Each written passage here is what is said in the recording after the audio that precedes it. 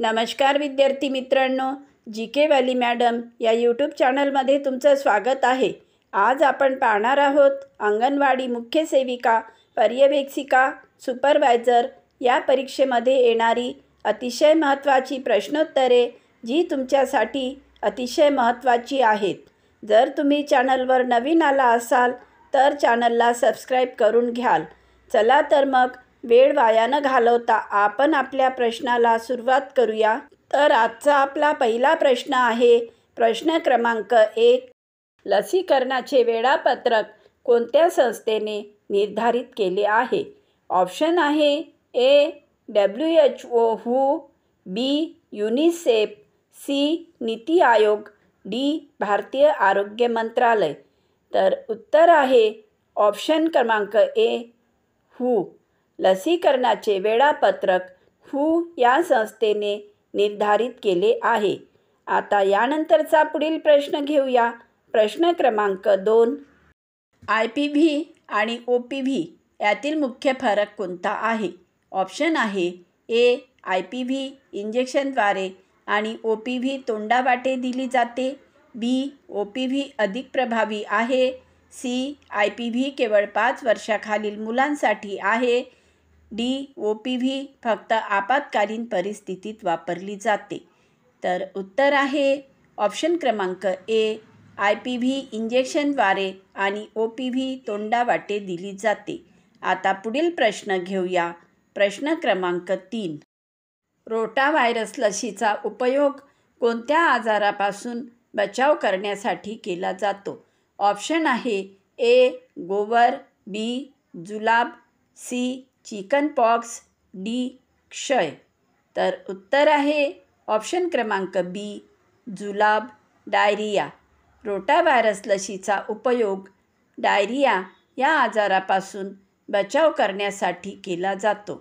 आता यानंतरचा पुढचा प्रश्न आहे प्रश्न क्रमांक 4। खालीलपैकी कोणता हार्डवेअरचा प्रकार नाही? ऑप्शन आहे A motherboard, B RAM, C operating system, D keyboard. तर उत्तर आहे ऑप्शन क्रमांक सी ऑपरेटिंग सिस्टीम। खालीलपैकी ऑपरेटिंग सिस्टीम हा हार्डवेअरचा प्रकार नाही। आता यानंतरचा पुढील प्रश्न घेऊया। प्रश्न क्रमांक 5। फायरवॉलचा उपयोग कशासाठी केला जातो? ऑप्शन आहे ए संगणक वेग वाढवण्यासाठी, बी हॅकिंगपासून संरक्षण करण्यासाठी, सी स्क्रीन रिझोल्यूशन सुधारण्यासाठी, डी इंटरनेट स्पीड वाढवण्यासाठी। तर उत्तर आहे ऑप्शन क्रमांक बी हॅकिंगपासून संरक्षण करण्यासाठी। फायरवॉलचा उपयोग हॅकिंगपासून संरक्षण करण्यासाठी केला जातो। आता पुढील प्रश्न घेऊया। प्रश्न क्रमांक 6। Ctrl+P कीबोर्ड शॉर्टकटचा उपयोग कशासाठी केला जातो? ऑप्शन आहे ए प्रिंट करणे, बी कॉपी करणे, सी पेस्ट करणे, डी कट करणे। तर उत्तर होईल ऑप्शन क्रमांक ए प्रिंट करणे। Ctrl+P कीबोर्ड शॉर्टकटचा उपयोग प्रिंट करण्यासाठी केला जातो। आता यानंतरचा पुढचा प्रश्न घेऊया। प्रश्न क्रमांक 7। मध्यान्ह भोजन योजना मिड डे मील कोणत्या वर्षी सुरू करण्यात आली? ऑप्शन आहे ए 1985, बी 1995, सी 2001, डी 2010। तर उत्तर आहे ऑप्शन बी 1995। मध्यान्ह भोजन योजना मिड डे मील 1995 या वर्षी सुरू करण्यात आली। आता यानंतरचा पुढील प्रश्न घेऊया। प्रश्न क्रमांक 8। खालीलपैकी कोणत्या अन्न घटकात सर्वाधिक प्रथिने प्रोटीन असतात? ऑप्शन आहे ए तांदूळ, बी गहू, सी अंडी, डी बटाटा। तर उत्तर आहे ऑप्शन सी अंडी। खालीलपैकी अंडी या अन्न घटकात सर्वाधिक प्रथिने असतात। आता यानंतरचा पुढचा प्रश्न घेऊया। प्रश्न क्रमांक 9। ॲनिमिया म्हणजे कोणत्या पोषण तत्वाच्या कमतरतेमुळे होणारा आजार आहे? ऑप्शन आहे ए कॅल्शियम, बी लोह आयर्न, सी प्रथिने, डी चरबी. तर उत्तर आहे ऑप्शन क्रमांक बी लोह आयर्न. ॲनिमिया म्हणजे लोह या पोषण तत्वाच्या कमतरतेमुळे होणारा आजार आहे.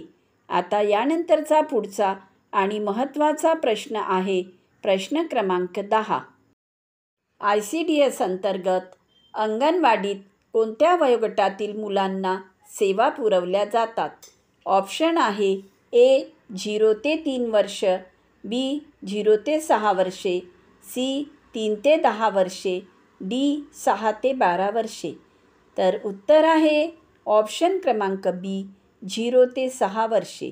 ICDS अंतर्गत अंगणवाडीत 0 ते 6 वर्ष वयोगटातील मुलांना सेवा पुरवल्या जातात. आता यानंतरचा पुढील प्रश्न आहे प्रश्न क्रमांक 11. राष्ट्रीय पोषण मिशन कोणत्या वर्षी सुरू करण्यात आले? ऑप्शन आहे ए 2010, बी 2013, सी 2018, डी 2021. तर उत्तर आहे ऑप्शन क्रमांक सी 2018. राष्ट्रीय पोषण मिशन 2018 या वर्षी सुरू करण्यात आले. आता यानंतरचा पुढील प्रश्न आहे प्रश्न क्रमांक 12. सुकन्या समृद्धी योजना कोणत्या वयोगटातील मुलींसाठी आहे? ऑप्शन आहे ए 0 ते 5 वर्षे, बी 0 ते 10 वर्षे, सी 5 ते 12 वर्षे, डी 10 ते 18 वर्षे. तर उत्तर आहे ऑप्शन क्रमांक बी 0 ते 10 वर्षे. सुकन्या समृद्धी योजना 0 ते 10 वर्षे या वयोगटातील मुलींसाठी आहे. आता यानंतरचा पुढील प्रश्न आहे प्रश्न क्रमांक 13. अंगणवाडी सेविकेच्या जबाबदाऱ्या कोण ठरवते? ऑप्शन आहे ए जिल्हाधिकारी, बी महिला व बाल विकास मंत्रालय, सी स्थानिक स्वराज्य संस्था, डी केंद्र सरकार. तर उत्तर आहे ऑप्शन क्रमांक बी महिला व बाल विकास मंत्रालय. अंगणवाडी सेविकेच्या जबाबदाऱ्या महिला व बाल विकास मंत्रालय ठरवते. आता यानंतरचा पुढील प्रश्न घेऊया प्रश्न क्रमांक 14. पोषण अभियानचा मुख्य उद्देश काय आहे? ऑप्शन आहे ए बालकांच्या शिक्षणात मदत करणे, बी कुपोषण दूर करणे, सी महिलांना स्वयंरोजगार उपलब्ध करणे, डी आरोग्य सेवा सुधारणे. तर उत्तर आहे ऑप्शन क्रमांक बी कुपोषण दूर करणे. पोषण अभियानचा मुख्य उद्देश आहे कुपोषण दूर करणे. आता यानंतरचा पुढील प्रश्न आहे प्रश्न क्रमांक 15. राष्ट्रीय बाल आरोग्य कार्यक्रम RBSK कोणत्या वयोगटातील मुलांसाठी आहे? ऑप्शन आहे ए 0 ते 5 वर्षे, बी 0 ते 18 वर्षे, सी 6 ते 14 वर्षे, डी 10 ते 15 वर्षे. उत्तर आहे ऑप्शन क्रमांक बी 0 ते 18 वर्षे. राष्ट्रीय बाल आरोग्य कार्यक्रम RBSK 0 ते 18 वर्षे या वयोगटातील मुलांसाठी आहे. आता यानंतरचा पुढचा प्रश्न आहे प्रश्न क्रमांक 16. प्रधानमंत्री मातृवंदना योजना PMMVY अंतर्गत गरोदर महिलांना किती हप्त्यांमध्ये पैसे दिले जातात? ऑप्शन आहे ए 1, बी 2, सी 3, डी 5. तर उत्तर आहे ऑप्शन क्रमांक सी 3. प्रधानमंत्री मातृवंदना योजना PMMVY अंतर्गत गरोदर महिलांना 3 हप्त्यांमध्ये पैसे दिले जातात. आता यानंतरचा पुढील प्रश्न आहे प्रश्न क्रमांक 17. वन स्टॉप सेंटर योजनेचा मुख्य उद्देश काय आहे? ऑप्शन आहे ए महिलांसाठी एकाच दिवशी सर्व सेवा देणे, बी बालकांसाठी पोषण आहार उपलब्ध करणे, सी कौशल्य विकास प्रशिक्षण देणे, डी ग्रामीण भागात नवीन अंगणवाड्या उघडणे. तर उत्तर आहे ऑप्शन क्रमांक ए महिलांसाठी एकाच ठिकाणी सर्व सेवा देणे. वन स्टॉप सेंटरचा मुख्य उद्देश आहे महिलांसाठी एकाच ठिकाणी सर्व सेवा देणे. आता पुढील प्रश्न आहे प्रश्न क्रमांक 18. राष्ट्रीय आरोग्य अभियान NHM कोणत्या क्षेत्राशी संबंधित आहे? ऑप्शन आहे ए. शिक्षण, बी. महिला सुरक्षा, सी. आरोग्य, डी. कृषी. उत्तर आहे ऑप्शन क्रमांक सी. आरोग्य. राष्ट्रीय आरोग्य अभियान NHM आरोग्य या क्षेत्राशी संबंधित आहे. आता यानंतरचा पुढचा आणि महत्त्वाचा प्रश्न आहे प्रश्न क्रमांक 19. राष्ट्रीय अन्न सुरक्षा कायदा NFSA कोणत्या वर्षी लागू करण्यात आला? ऑप्शन आहे ए. 2005, बी. 2010, सी. 2013, डी. 2018. तर उत्तर आहे ऑप्शन क्रमांक सी. 2013. राष्ट्रीय अन्न सुरक्षा कायदा NFSA 2013 या वर्षी लागू करण्यात आला. आता यानंतरचा पुढील प्रश्न आहे प्रश्न क्रमांक 20. अंगणवाडीत दिल्या जाणाऱ्या पोषण आहारात किती टक्के कॅलरी आणि प्रथिने असावे लागतात? ऑप्शन आहे ए. 25%, बी. 50%, सी. 75%, डी. 100%. तर उत्तर आहे ऑप्शन क्रमांक बी. 50%. अंगणवाडीत दिल्या जाणाऱ्या पोषण आहारात 50% कॅलरी आणि प्रथिने असावे लागतात. आता यानंतरचा पुढील प्रश्न घेऊया प्रश्न क्रमांक 21.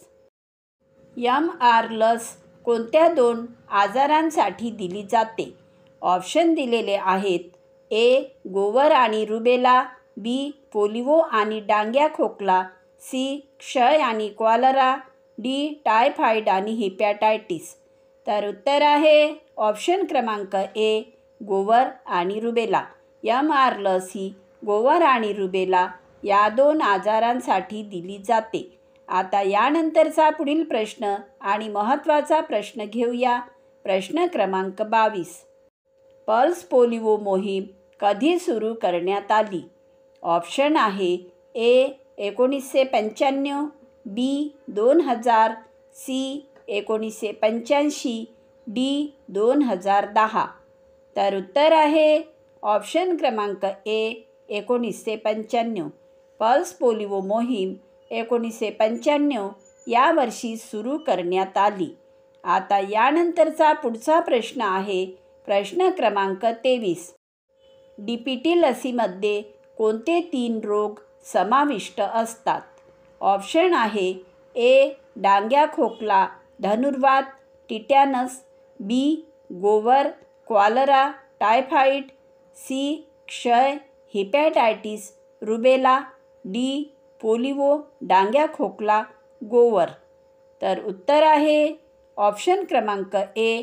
डांग्या खोकला, धनुर्वात, टिटॅनस. DPT लसीमध्ये डांग्या खोकला, धनुर्वात, टिटॅनस हे 3 रोग समाविष्ट असतात. आता पुढील प्रश्न आहे प्रश्न क्रमांक 24. HTTPचा पूर्ण अर्थ काय आहे? ऑप्शन आहे ए.